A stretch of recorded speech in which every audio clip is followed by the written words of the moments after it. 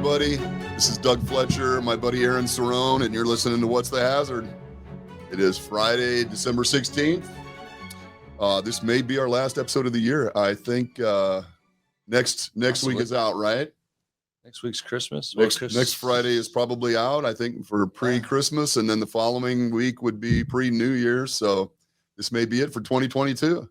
So let's do a quick recap of 2020. How was your 2022? Eventful. Was it? Yeah. Good, bad, all sorts of things? Oh, man, I think it's I think all in all, I probably came out on the plus. Okay. Not a big plus. Right. It's as far as the IRS knows. Yeah, that remains to be seen. Right. That's always a negative, hopefully. Yeah. No, I think man, I'm in the process of doing that, kind of recapping and looking back on, especially when you own a business, you're always kind of looking back and what went good, what didn't go well, and then you kind of do that in your career and your life as well. So I think and it's funny, I was just talking to somebody about the business the other day, our buddy Tom you kind of how you define success changes over years, and like what you consider successful or not, and sometimes is it money, is it advancement, is it title, is it just do you even like what you're doing anymore? Yeah.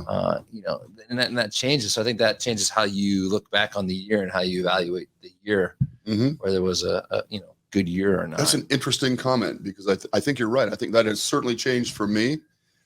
Just waking up, having had a year is a good thing at this point of my life. We're standing. Right. I'm upright. I'm standing still alive by choice. I mean, yes. So there is something to that, and that's something I want to talk about today is the look back. Right. How to perform a useful look back. OSHA has some requirements for, reviewing programs, doing annual reviews and things. And we'll talk a little bit about that, but that's not really the skill. The skill is how do you do a look back and how do you set goals for the next year, that kind of thing. I was listening to a TED Talk this morning, trying to get my head into this goal setting mindset.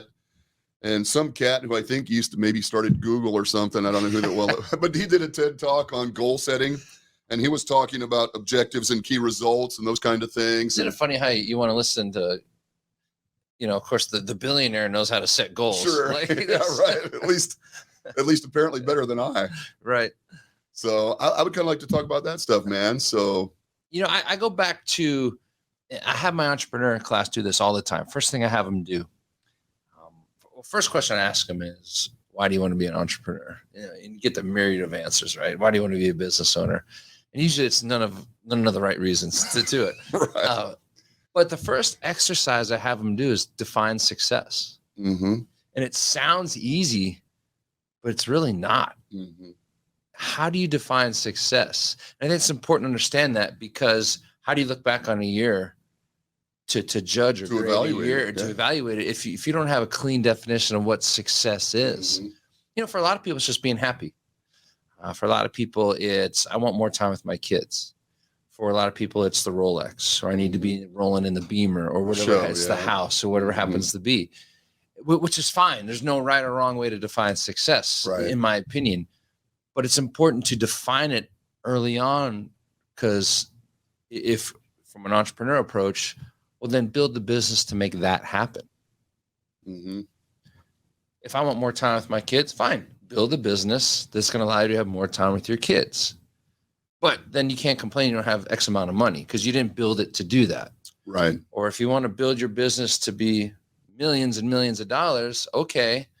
But then don't complain that if you don't have good work-life balance, or your family relationship isn't there, because you didn't build it to make that happen. So it's kind of the reverse engineering approach. What do you consider successful? Then build the business to make that happen. Interesting. So what kind of answers do you get from the students?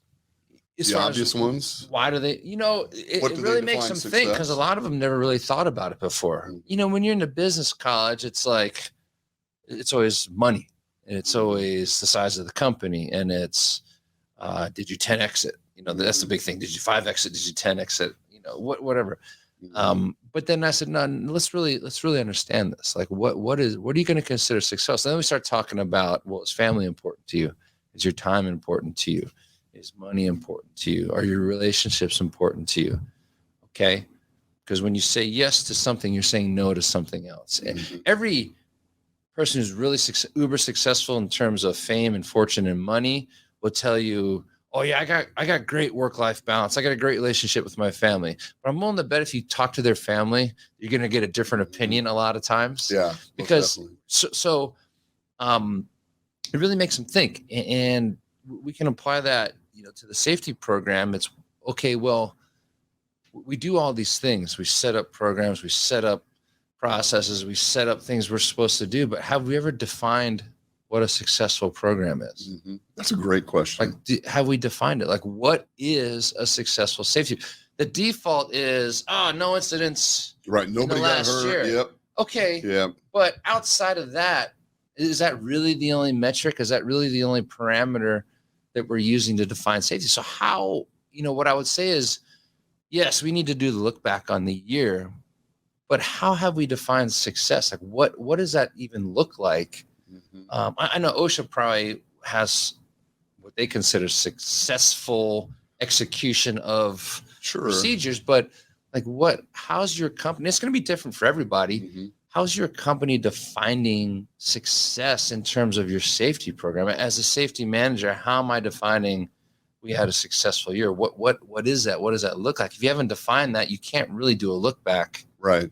and evaluate what went well, what didn't go well. I'm really fond of that description because I don't think most people do. I think traditionally we have used what are referred to as lagging indicators, the after effects of what we've done or not done in the form of injuries, fatalities, illnesses, things like that. And so I think people very commonly would say, well, we didn't have very many injuries this year, or we had no recordable injuries this year, something to that degree, and define that as successful. But as you said, that may not even represent anything that you did during the course of the year. That might be totally arbitrary. It just mean you dodged a bullet, maybe. Maybe just you were lucky. You just didn't record it. We know how that goes. Yeah, it's like, right, well, we right. don't have to record this one because it really wasn't a recordable incident, or everybody's trying to make their numbers look good.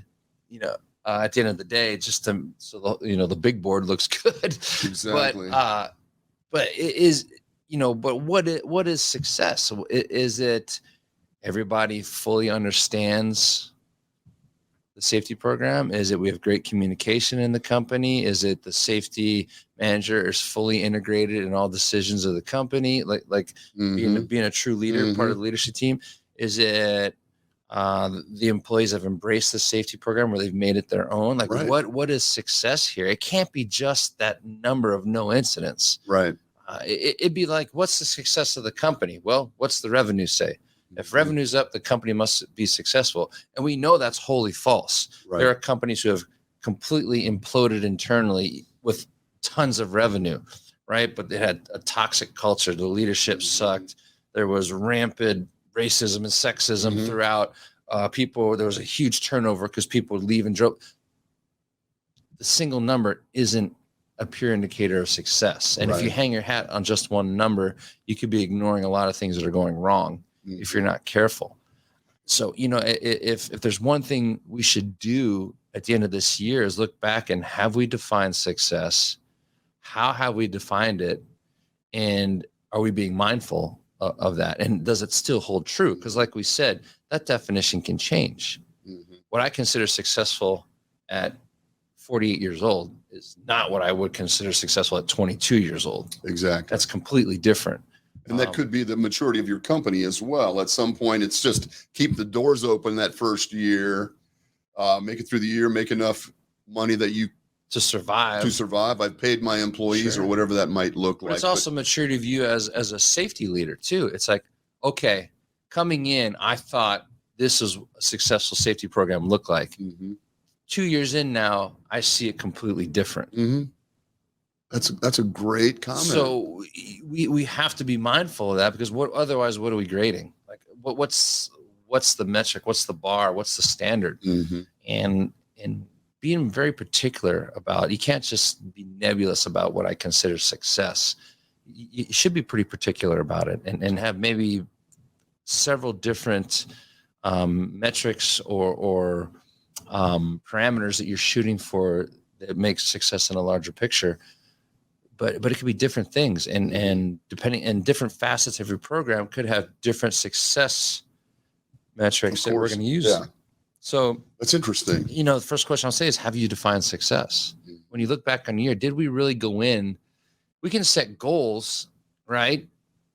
But okay, what is that goal driving towards?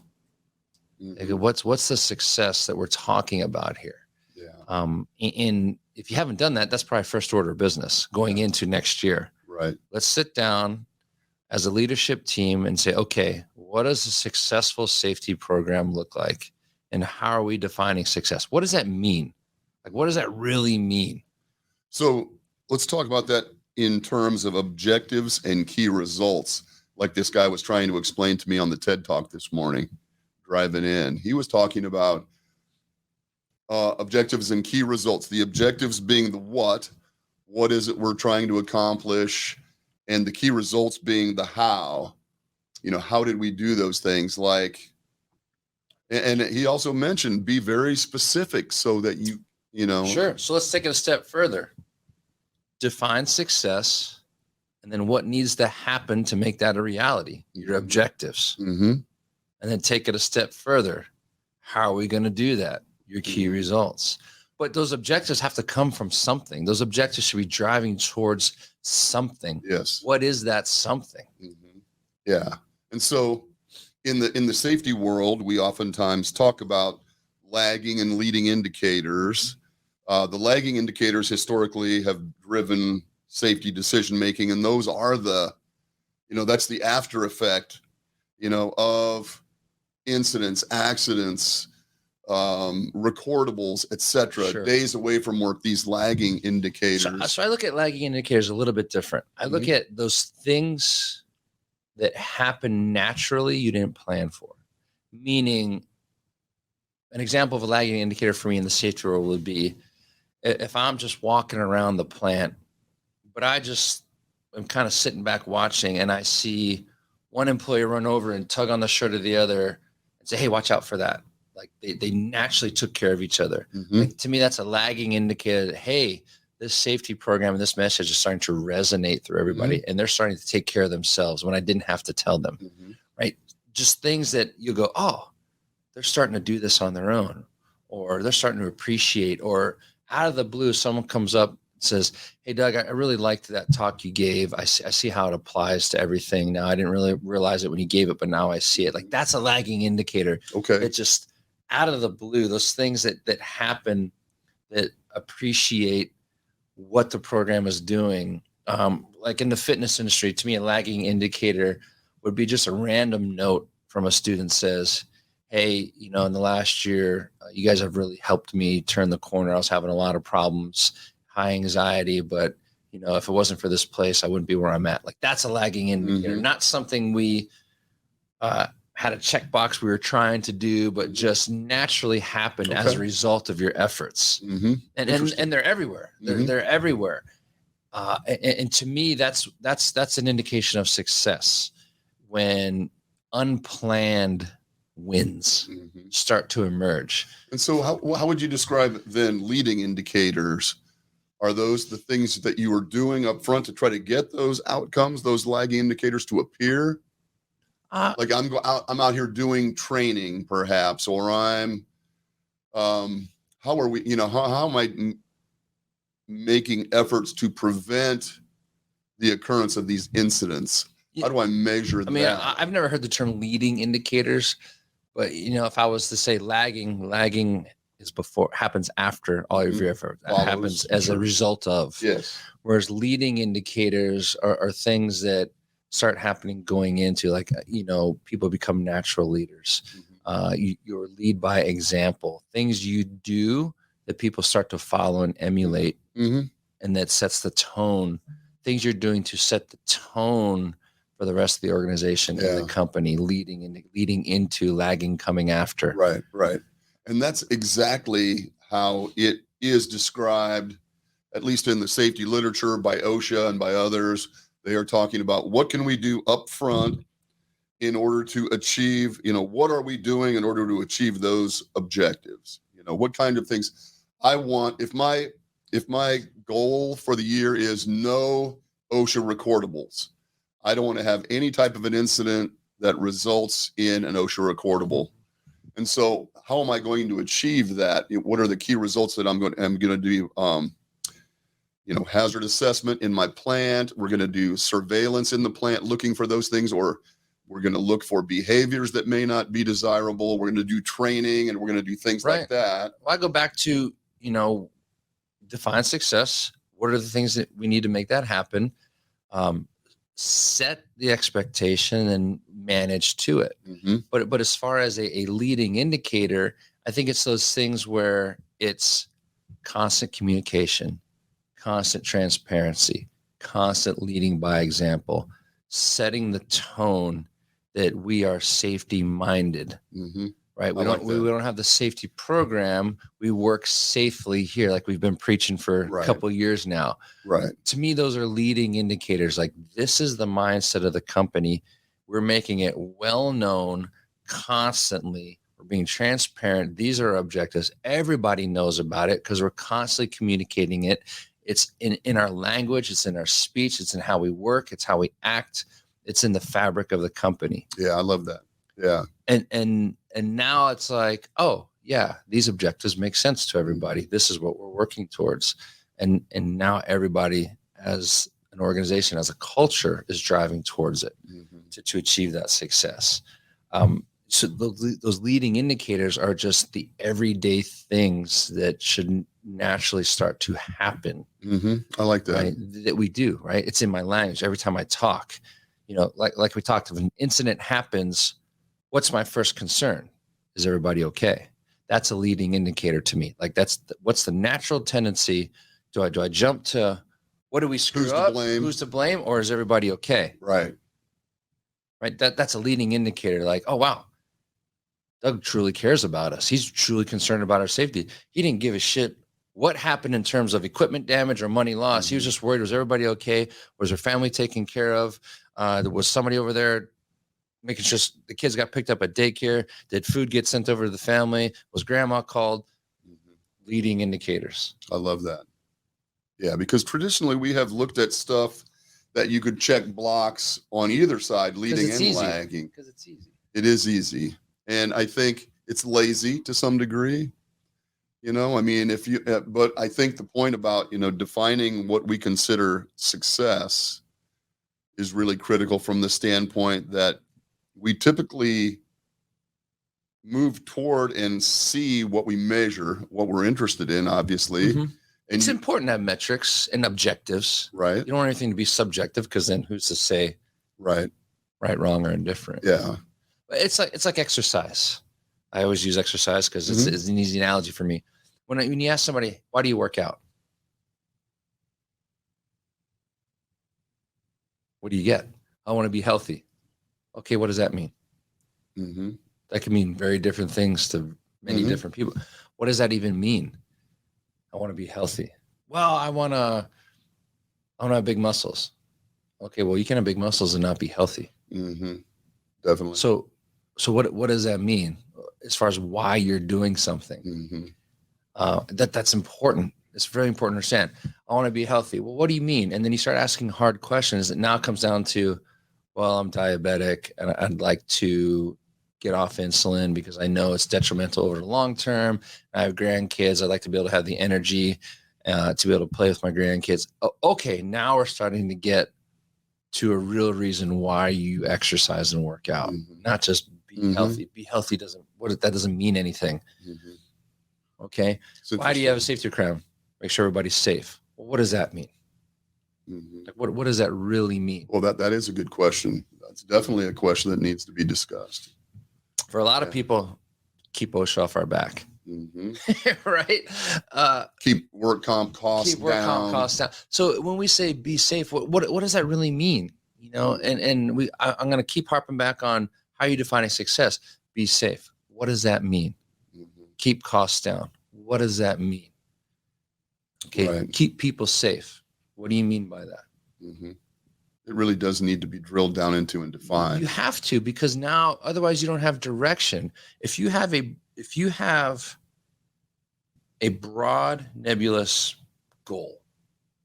That means everything drives towards that is going to be broad and nebulous, which means there's a lot of potential for variation. Mm-hmm. And when there's variation, there's potential for error. Mm-hmm. That's right? a great And point. inefficiency and time and energy and money lost. Mm-hmm. Okay. But it all starts at, well, I had a nebulous beginning and a nebulous end. What did you think was going to happen in between? Right. And then you That's a look, great and then you point. look back on the year and how do we do? Shit, I don't know. Right. I didn't know going in. Right. Yeah. I had this be healthy idea. Mm-hmm. And then you look back, I guess I'm healthier, but I didn't really gnat's ass it or get any specifics to know if I didn't even know what I meant by be healthy. Right. So how am I supposed to look back to decide if I did get healthier? Right. I don't know. That's a great point. We said be safe. Well, that's as far as we went with it. So we look back on the year. Were we safer? Shit, I don't know. Because I didn't really know what be safe meant to begin with. We had a few less injuries, perhaps. Were we actually safer? You tell me. I can make numbers, make it to read whatever I want them to make. No doubt. It's the beauty of statistics. Right. Hey, we were down 50%.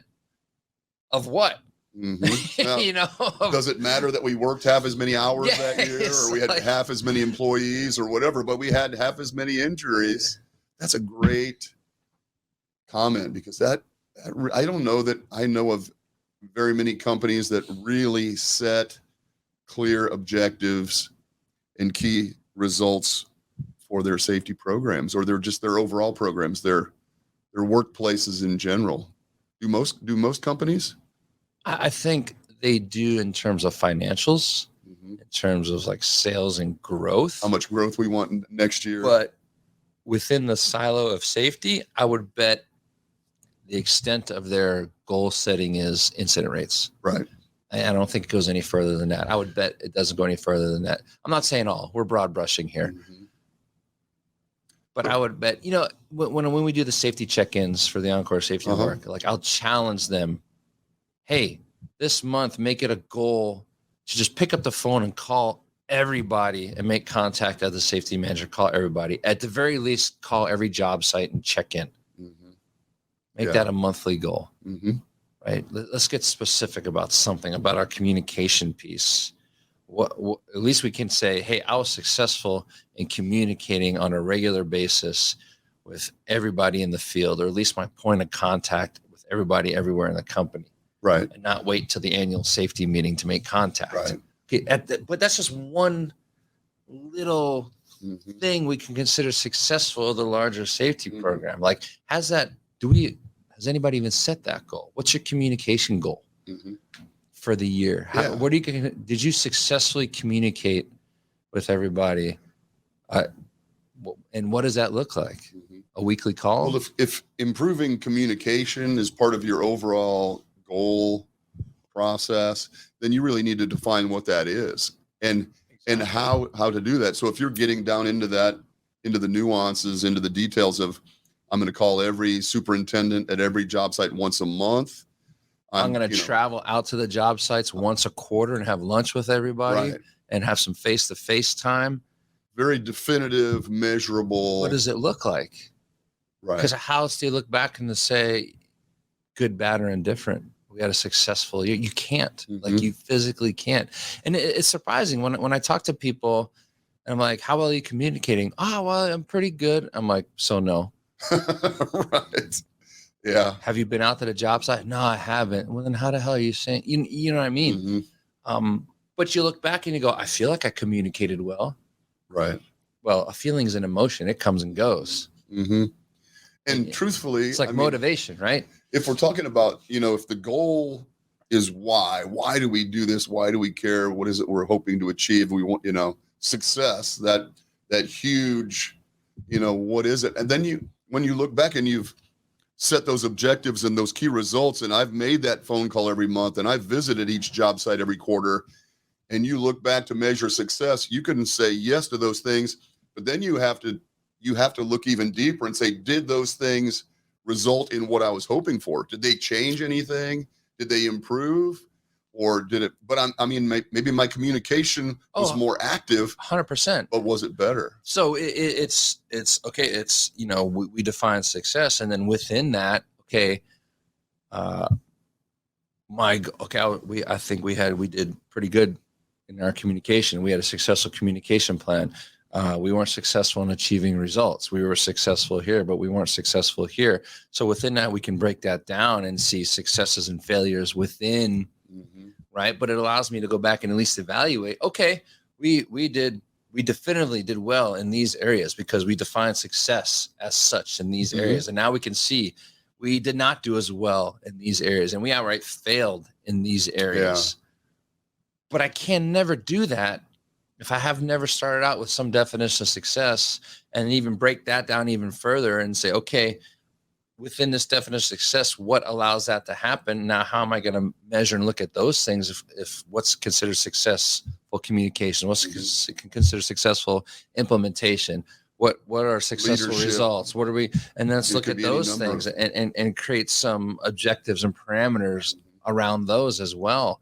So then we go back and we can say, all right, yeah, I can definitively look at the year and say, you know what, we did communicate well, like we really did. And I can say, to your point, we had weekly emails, I had weekly phone calls, I went out to the job sites, we had meetings, we had Zooms. I was like, we communicated well. And the feedback I'm getting from everybody is, yes, we did communicate well. And there was a lot of transparency. Okay, we did well in this area.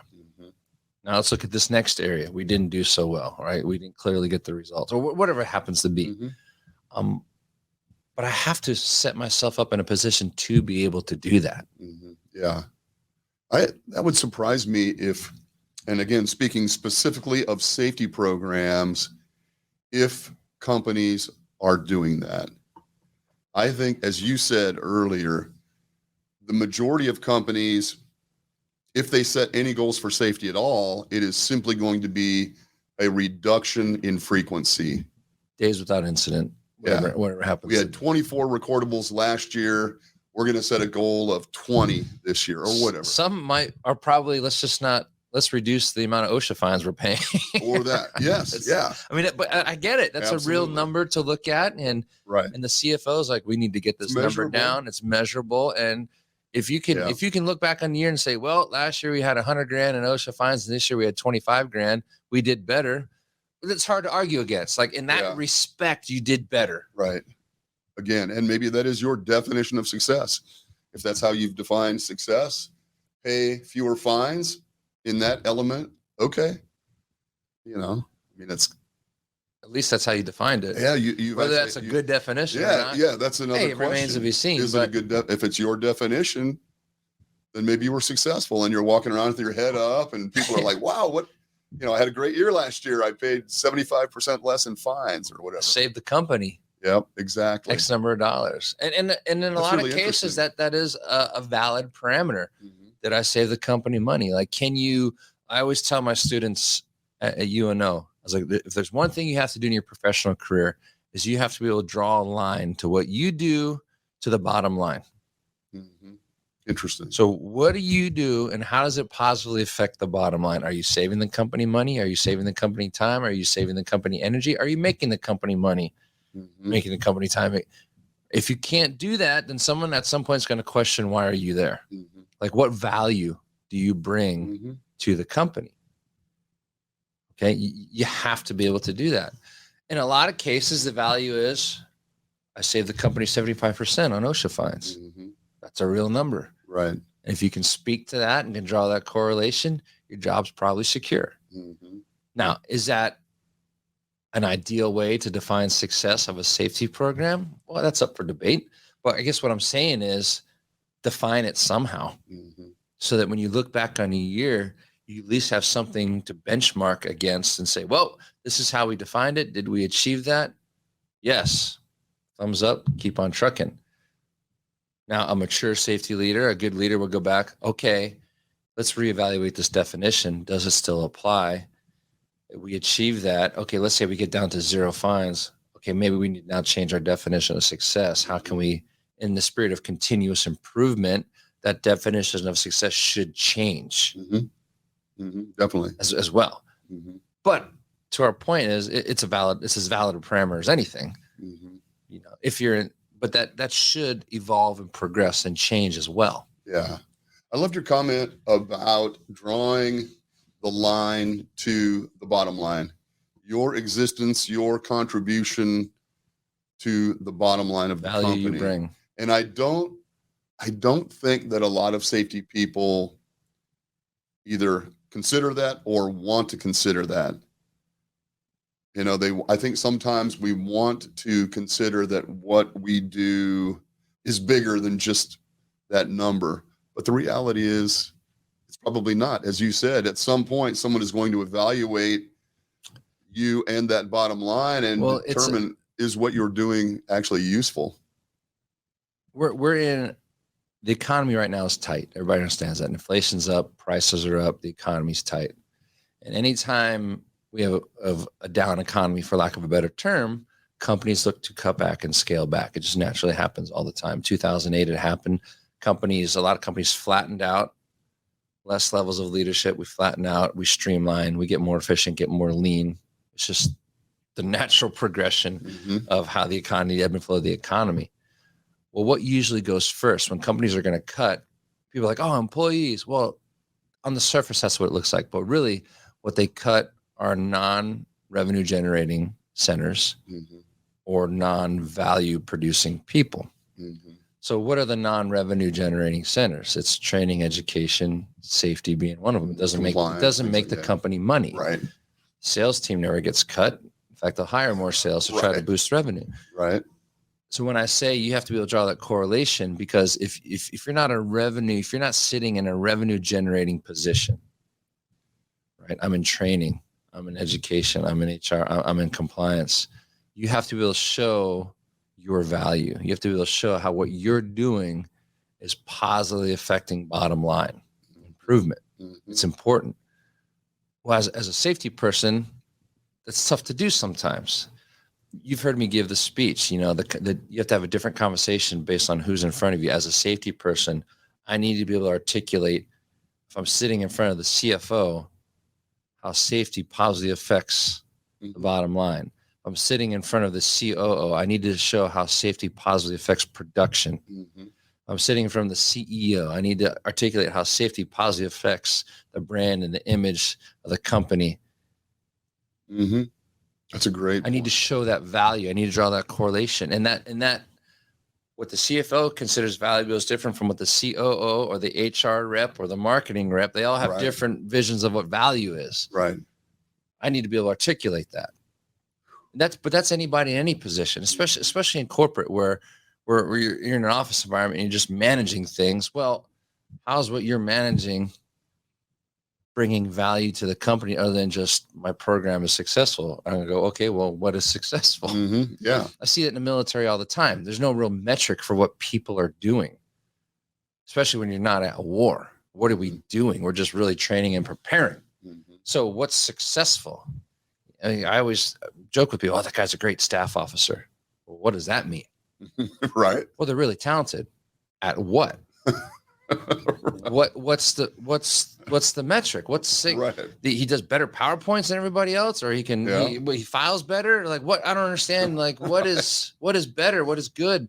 And it's really nebulous. It's very subjective, which is why the whole system of promotions is a mess, because it's completely subjective, because there's no real metric, because the military doesn't make anything, doesn't sell anything. They don't budget. They're given an allowance and not even told to be good with it, told to spend it all. Right. They don't pay any bills. It's all taken care of. Like, so there's no P&L to fall back on. So how do you show value? And it's really hard. It is. I can see. It's really hard. And then, so when you don't have anything that's clean cut, it gets even harder to find success in that respect. Because what's really, so then you get into this wicked cycle of making change for the sake of making change, because got to do something. I got to show I did something. Right. I got to show some positive impact. So then can't just walk in and say, it looks great, keep going. And so then, but that's a whole different discussion. But my point is, coming back around, it's how do you define success? Like a leader of a company, if I'm going to set up a marketing division, if I'm going to set up an HR division, if I'm going to set up a safety division, I should go, I'm setting this up. Here's why, and here's what I consider to be successful in this area. This is what I intend it to do. Let's define success. So I know it's doing what it's supposed to do. Like the company should really define success of the safety. Otherwise, why do you have it? Yeah.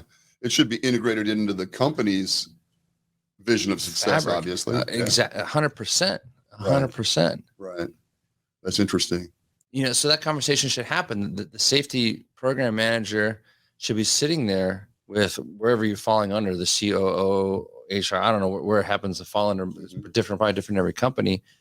And if I would get hired on, I would go, if you're my boss, like, hey, Doug, you hired me to be the safety program manager. What do you consider successful? I need to understand that. Otherwise, I'm just going to go what I think is successful. And that might be different between the two of us. At the end of the day, that could be different. And then in a year, you want to fire me, but we never had a discussion what you consider successful. That's a great point. Yeah. I don't know how many safety people have had that conversation. That should be a coming in the door conversation. With the CEO, CFO, COO, with all of them, what do you consider successful from the standpoint of what I contribute to this company? Is it budgetary? Is it human resources? Sure. Is it personnel? Is it branding and image? And then as a safety person, we need to be, you have to be able to go, okay, I hear you, CEO. Here's what I consider a successful safety program. We've got some differences. Now let's have the discussion to find out the common ground here to move forward. And they might go, oh, I never thought of it that way. I like that. I like that. That's a better vision of success for our safety program than what I thought it was. Yeah. The CEO might just be like, keep OSHA off our back. Keep us working. That's all I care about. The CEO might be like, dude, whatever you got to do to keep production going, I don't care. Right. It's like, okay.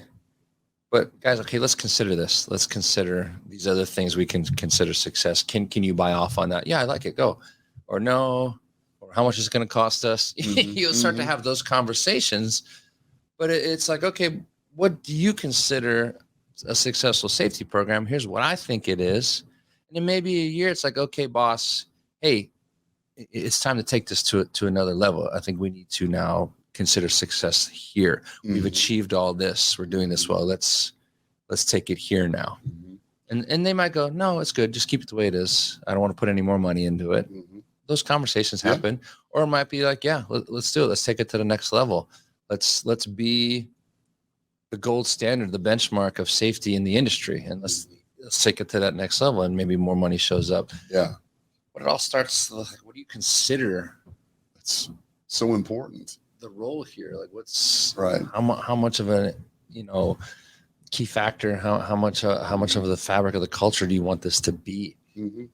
And as individuals, as leaders in a company, perhaps as individuals, we should be doing that as well. I would think, what is success for me next year? What does 2023 look like? I'm a leader in my organization. Maybe I'm the safety person. Maybe I'm a superintendent. Maybe I'm an operations manager, whatever that is. I've never been a tremendous goal setter personally. And so, but I'm seeing after 64 years, there may be value in setting goals like that. That's a leadership thing too. We like to say words like lead by example, mentor your people. How many leaders really sit down with their employees and be like, hey, how do you envision a successful career? Like what's successful for you? Some people it's just like, look, I just want to come in 9 to 5, get my paycheck and leave. Okay, that's fine. I need to know that because I need to know how to lead and manage you. I need to know if you have bigger aspirations than that, that's fine. I want to help you do that. I want to get the things in place for you, or I want to set you up for that success. But I need to understand how you define a successful career. I'm in a position now in my military career that as a reservist, it's kind of like out of sight, out of mind. And all of a sudden I don't get promoted. And I'm like, what the F? And people are like, well, you didn't do this, this, and this. And it would have been like, that would have been nice to know. It would have been nice for somebody to sit me down and be like, these are what you're expecting. Right. But no one ever had that conversation with me. Now you could sit there and go, okay, it was on me to reach out and initiate those conversations. But then I go back to, Well, then don't preach lead by example and mentorship if you're waiting for that person to come to you. The leader should be going to them. Like, hey, Doug, let's have our monthly one-on-one. You know, how things going? What do you need? How's work? How you enjoying it? You know, where do you want to go from here? Let's see if we can get you there. Like that's on the leader to do that. Yeah. So yes, you're right. Everybody at every level should have a vision of success. But if we want to talk leadership and management, I need to go and understand that. I need to sit Doug down in our monthly or weekly one-on-one, or maybe I pull him aside as I'm walking the floor. Like I always preach, we should get out and about and talk to people. And hey, how's things going, Doug? What's new? What do you know? Oh, my wife's pregnant. She's due in a month. It's our fourth one. And we're this, that, and the other thing. Okay, Doug's vision of success has changed all of a sudden. Exactly. Like Doug had aspirations of moving up in the company. Now I find out he's just barely getting by because he's got this unexpected fourth child on the way. Right. Oops. Right. And he's in a different position now. If I don't go have that conversation, I may never know. Yeah. Well, okay. Now he's in a different position. I have to manage him differently. His idea of success is just, let's keep food on the table for a while till we get our head above water here. It changed. But have that conversation. Understand that. You got to reach out and do that. For me as an employee, then it is important to, at least to the extent that I am able, understand what my supervision, my direct line report or boss envisions as success for me too, based on what my aspirations are. I need to understand that. You need, at some point we got to take it upon ourselves to initiate contact. But if I'm talking from a leadership standpoint, I can't expect the employee to do that. The employee showing up, doing work, doing what they think I expect them to do, and they might think everything is fine. So it's up to me as the leader to articulate I need to go down and get it and chase it. I can't rely on that. They might be a private person. They're not one that initiates contact. They're just coming in and working, thinking they're doing everything fine. They might have problems going on, or they got other things on their mind that are more important to them than just worrying about their career tomorrow. Like I said, they might have an unexpected child on the way. Maybe there's an unexpected death or something happened. Their priorities are somewhere else. They're just working to keep food on the table. Okay. So I need to go and initiate those conversations, and I can't rely on somebody to initiate me. It's always crazy when people go, well, it's your career. You need to take some responsibility. Yes, I get that. But there's a reason they have a careers, because you hired them. Right. So now you have responsibility to look out for their career as much as they do. Yeah. Right. That's part of the definition of managing and leading. Right. Is like you're leading people to do work, to accomplish objectives, to drive the company, but also drive their careers. That's a piece that gets left behind way too much. That's when we say we like to scream mentoring. We like to scream lead by example. We like to scream look out for your people and provide for my people. Yeah, I provided for them. I put the ping pong table in. I put the nice break room in. I'm like, but you never sat down and had a conversation to find out if their career path is really going where they wanted to do, or are they financially stable? Is everything going okay at home? Or what are there other issues going on? You might find out that, hey, right now this job is so low on their totem pole because they got all these other things going on. Oh, that's a great point too, man. This is why I don't have any employees, I think. But that's a great point. And rather than as a leader, as a manager, just watching your employees flounder or go down a path that isn't the path that you want them to be on or need them to be on, and then breaking it to them at the end of the year, well, you had a crappy year, sorry. I mean, it's incumbent upon those leaders to intervene and step in and make sure we're making adjustments. Or these are the temperature checks you talk about. Or this angle, I sit back and I'm like, well, Doug's showing up every day on time and he's getting his required work in and he's hitting his numbers. Everything's great. I don't have to talk to Doug ever. You might be in complete shambles on the verge of a nervous breakdown going postal on the place. But on the surface, I'm like, oh, his numbers have been great. He's hitting the sales goals. Everything's cool. I don't have a problem with Doug ever. Yeah. So I don't need to interact. So I don't talk to him ever. I don't need to interact. Right. That's a great. And all of a sudden you come in and quit. Yeah. Or just stop, and then the dam breaks because I wasn't paying attention to it.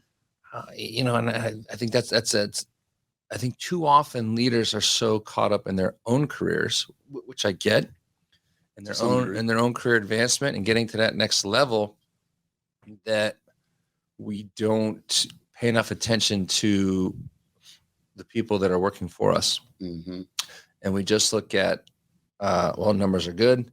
We're successful in how I define success. I'm really not worried about how they are feeling successful or not. Mm-hmm. And everybody's happy. We're getting good reviews, and they love the ping pong table and Right. and Flex Fridays. They love all that. Yeah, that's fine. so everything must be good. But and they seem to be happy with their pay, but none of them are achieving any of their career aspirations. Mm-hmm.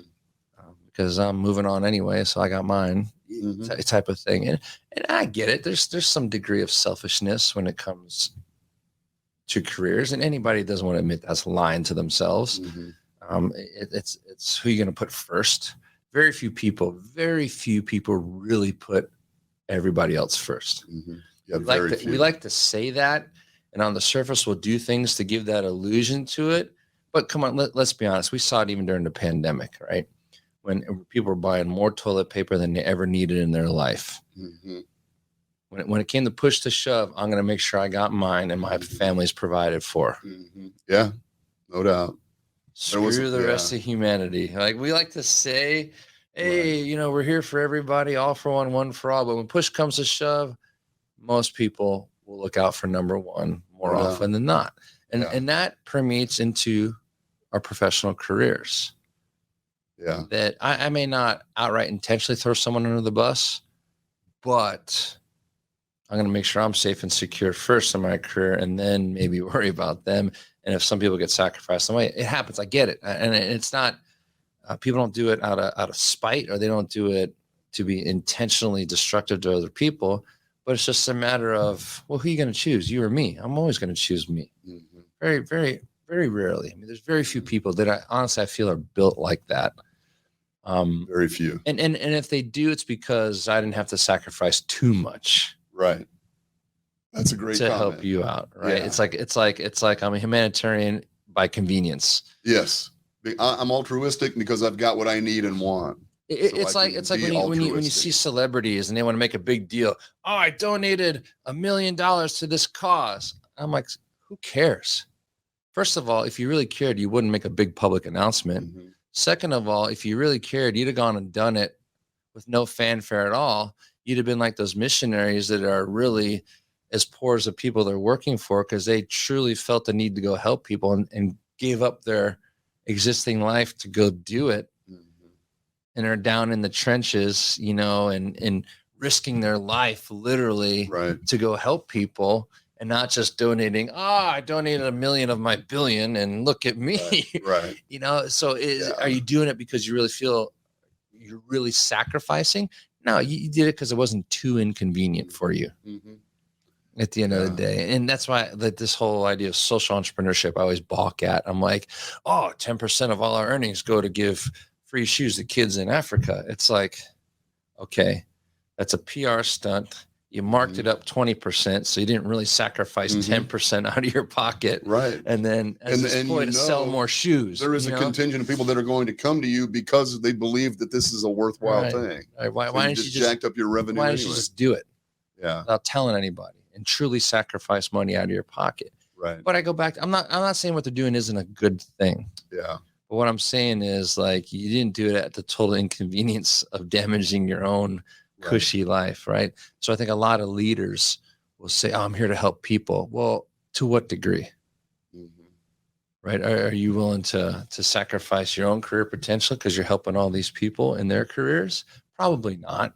Yeah, probably not. And okay, I mean, that's I get it. I get it. But let's at least, if we're going to say the words, let's at least try to do it. Right. Yeah. And I think good leaders, real good leaders, people that you don't hear about them. Mm-hmm. Like you don't hear about, personally, I don't think you hear about the good leaders because they're not in it for the fanfare. Mm-hmm. They're not in it for the recognition. Right. They're truly, I'm truly helping Doug out. I'm sure if I go, Doug comes with me because I acknowledge Doug helped me get there. Yeah. right? The success of the organization was everybody, not me, right? True leaders don't even put their name out front. They'll deflect all the attention to the employees who did all the backbreaking work. Right. Right. So let's wrap up with things that we need to be doing in 2023. Just the things that we've kind of, the summary of what you've just described. We need to define success. If success is important to us, we need to at least define success, and whether that be a safety program or a company or your personal life, whatever. And not a broad brush definition. We need a Nat's asset. Let's get into particulars. What do you mean by being safe? What does that really mean? Just like we said, I want to be healthy. What does that mean? Do better. What does that mean? Right. Yeah. Okay. Let's get very specific on our definition of success. Otherwise, we can't look back and properly evaluate. And from that specific definition, then now let's create some objectives or things that need to happen to make that a reality. Okay. And then you drill down from there. Those key results, what are we trying to do? How do we do that? How are we going to accomplish those objectives? And if we're going to look back on the year 2022, I think the first thing would go back and say, okay, what did we consider successful? And then did we do that? And how do we know we did that? Did we have any involvement in that? Is it just a gut feeling? We feel like we did better, or like what's really truly telling us we hit our goals and objectives, right? Because otherwise you can't create any lessons learned or best practices from that, which is the ultimate goal here, right? At the end of the year, you want to look back and go, lessons learned. Okay, what are things we didn't do well? We want to avoid. Let's not do that again. Best practices. What are the things that went really well? Can we replicate and duplicate that? Going into the next year to build on. Right. To build on that new definition of success. That'll shape that new definition of success as we go into the new year. So I think, that's the key takeaway today is how you define it. Are you defining success? If so, how well are you doing that? Yeah. I think that's a great comment. And I wouldn't be surprised if the vast majority of people that are listening are thinking, ooh, outside of the incident rate. Do that. Yeah. Outside of that. Above and beyond the incident, the holy grail incident rate. Right. How are you defining success? Exactly. And it might be a conversation that, hey, you know what? I need to sit down with the company owner and the major leadership team and be like, how are we defining success here? How do you see it? Here's how I see it. How do you see it? Are we all on the same page? Oh, we're not. Can we create a common ground here? Yeah. Well, you could certainly have fewer incidents, but have much more severe incidents, which would drive up costs, which would, demoralize all those other factors. So defining that specifically, like you say, Nat's ass in it, really is important. And we know incident rate isn't the end all. You gotta get past that. In all your years of OSHA, you've probably come across companies that had no incidents, but at the same time had no safety program whatsoever. They got lucky. In spite of themselves. And I'm sure you've seen companies that had huge safety programs, terrible incident record. Absolutely. It goes both ways, right? So you gotta get past that freaking number, right? It has to be more than that. It does. Agreed. That's fantastic, man. That's a lot to think about. I think going into the new year, everybody needs to be focused on this definition, drilling down into these concepts, and perhaps generating a better idea of what success is going to look like in 2023. And personally too, everybody has those New Year's resolutions, gym goals. I'm gonna get in shape. Okay, that's not a good goal. Right. What does that mean? Yeah. Like when you have personal goals, I want to advance my career. What does that mean? I want a better relationship with my spouse. What does that mean? Those are too broad and too nebulous to be actionable at all, let alone look back and decide whether you did it well or not. Like, what does that mean? Yeah. I want to have better relationship with my family. Okay. What does that mean? You can't just say, I want better. I want to get more. That's not a goal. That's not a definition of success. That's a thought. I love that. That's all that is. You're right. Absolutely. There is one thing I want to close with. Year end 2022, as far as OSHA is concerned, just keep in mind that at the end of the year, we have to summarize these injuries that we've just been talking about. That 300 Back log. to the number. The bottom line is you always go back to that fucking number. So you need to take a look at your 300 logs, review the incidents that you've recorded or incidents perhaps that you resisted recording. Make sure you've got that as accurate as possible. There is a change this year. You know, as of March 2nd, we are required, many of you are required to electronically report your numbers to OSHA, and they have changed the login. Okay. So before the night of March 1st, when you're rushing to cram this information into this system, just be aware that there is a new login. Login.gov is the universal login to all these government activities and systems and stuff. And if you're using the injury tracking app for OSHA, you have to create a login on this login.gov that is going to be the overriding access now. So don't wait until the last minute to do that. There's instructions on the OSHA website under the record keeping tab. So make sure you're getting a little bit of a jump on this so that we're not kind of crashing and burning at the last minute. I would say, after you guys put these numbers in, use that as an opportunity to go, okay, what does this really mean to us? Mm-hmm. Like, okay, sit down and go, all right, we logged our numbers. We checked OSHA's box. We have these numbers. Let's have a discussion and try to get beyond those numbers. Like, what does that mean?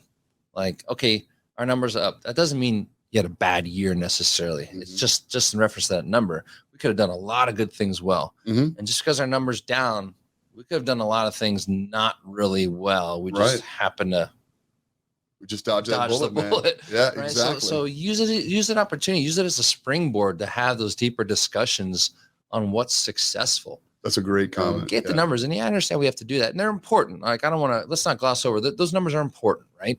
There's a reason they're there, but use it as a springboard to get past them and have those better discussions deeper conversations. Of what's successful. I love it. Well. Yeah. Fantastic. I love it. Personally, I need to have a better definition of success for me. We all do. I think I'm not a very good goal and objective setter. And I think it's time for me to, is it too late? I think it's not too late. I can still do that, right? There's always tomorrow. There's always tomorrow. Sun's going to rise, right? 50-50. But yes. So I think this is the take home message. I think everybody has homework. We normally don't assign homework, but you're getting 2 weeks off. Sure. You're getting a Christmas break to work on your homework. So I'll expect to see all of those goals on my desk first thing on January 2nd. Yeah. If you guys are struggling with it, give Doug a call. We can hook up. I think it would be interesting to discuss. About it and get on the Zoom or something and talk our way through it. I would love to hear some of your definitions of success, and maybe we can discuss those. You know how to get a hold of me. You can hit me through LinkedIn or send me an email, how you define success and some of the goals and objectives that you've set up in order to accomplish that. I would love to be able to share some of that. So you can learn from each other. You got a couple of weeks to do that. So put it together, send us some information and we'll talk about that next time. In the meantime, happy holidays, everyone. Have a safe and joyful holiday. Again, whatever that means to you. What does joy mean to you? I don't know, man. But have great holidays. And we are really looking forward to doing this next year, 2023 for us. It'll be the 4th year of the podcast. Crazy. Which is crazy.